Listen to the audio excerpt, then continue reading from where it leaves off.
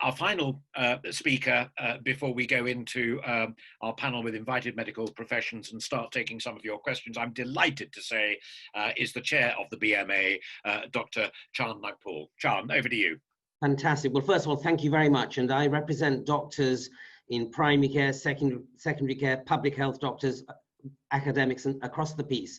Delighted to be here. And I think I'd just like to start by saying, let's not forget that we did enter this pandemic as a nation with capacity issues, with record waits for all sorts of treatments. But it was clear we didn't have the critical care capacity compared to many of our European counterparts, and we adapted. We adapted by changing a lot of our hospital facilities, wards, to create that space. We built hospitals within very short spaces of time. We started manufacturing ventilators from domestic suppliers that we had never thought of doing before. And I think that we mustn't forget that whilst we have done all of this, a lot of the NHS has been frozen, and a lot of patients who have not got COVID have actually been put on hold. And I don't think we should underestimate the impact that has had on all of those, that sector of healthcare, the 7 million who are still on waiting lists, and we'll have a backlog we need to address. So we have managed, in one sense, but we haven't, I think, attended to the needs of many other patients. We must go through this by getting proper capacity in the NHS to meet the needs of our population. We mustn't just go back to what we had before. I think the other is that it's shown that in the future, I suspect we're going to need PPE for a long time.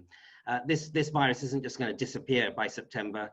You can have other waves, and we need to make sure we have, again, sustained production of domestic availability of things like PPE, because we suffered because we've been reliant on the international market. And something we can learn is we've got to be much more self-sufficient. So PPE will be here to stay. We may have to get used to seeing patients more routinely with masks and other equipment, both in primary and secondary care, for a long time.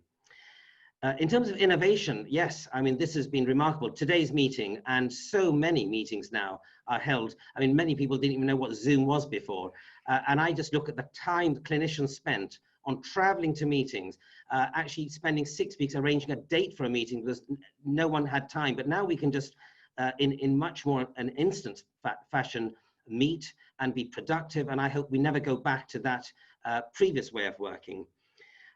We've certainly learned the potential of remote working, video consultations. General practice has really transformed in this regard.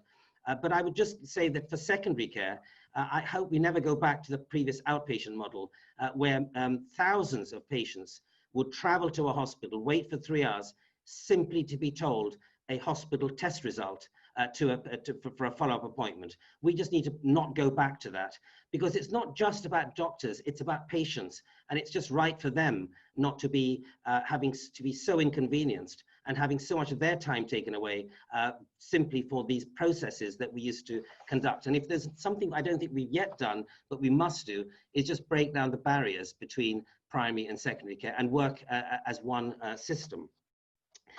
I certainly think that NHS IT has been highlighted. We've got too many GPs who are constrained, and in hospitals with Windows 7 computers. We don't even have webcams. We suddenly now had to try and get hold of more equipment, but let's make sure we're fit for purpose.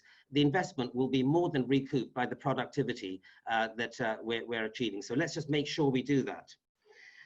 In terms of patients, I think what's really come out of this is how technology should benefit patients. You know, the fact that we are now delivering oxygen probes to patients just shows this is what we need to be doing much more of.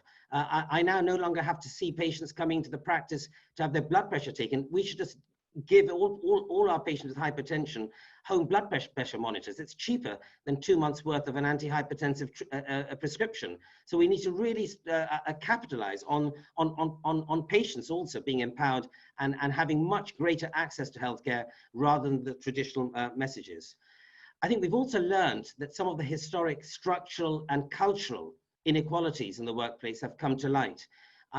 With the BAME doctor issue and healthcare worker issue, I'm sure there are many reasons why, But one of the factors that we've highlighted for a long time is the fact that doctors from the BMA's own surveys from a BAME community have reported higher levels of bullying and harassment. They have reported that they don't feel as comfortable to raise concerns about safety in the workplace, and they're not as willing to speak out. And 3 times as many BAME doctors told us in a recent survey that they have felt under pressure to see patients without full protective equipment. And I think we just need to bear in mind there's something about what we've learned from that. With regulation, CQC, we heard that at the beginning. I called for a suspension right at the beginning, but we really can't go back to that process of weeks of a hospital taken away in preparing for a week of being monitored.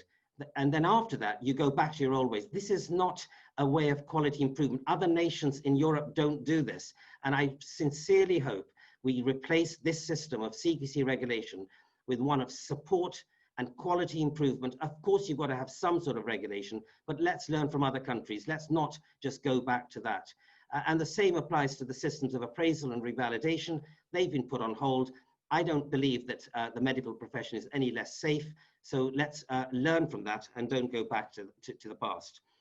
I also think we've learned interdependence. We have learned how doctors, nurses, and across different specialties have worked together. Doctors have innovated, they've redeployed themselves, they've learned new skills, and we can do that. So let's not go back into the old ways of working.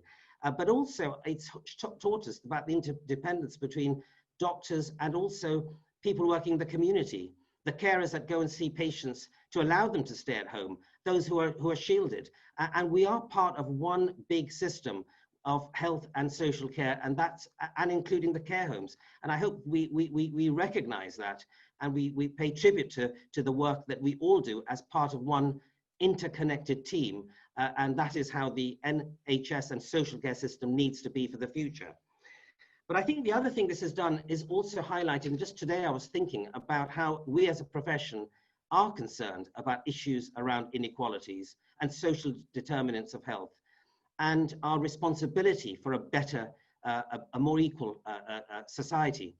And the ONS figures yesterday, which show how some sectors of our community are more affected by COVID-19 because they're actually security guards, because they are bus drivers, because they actually have to drive taxis in close proximity to others and haven't been protected.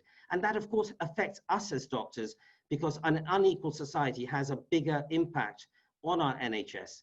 And I hope that that whole sort of dimension of a fair society and addressing a lot of the inequalities is also addressed as part of the way we move forward. So thank you very much for allowing me to speak today.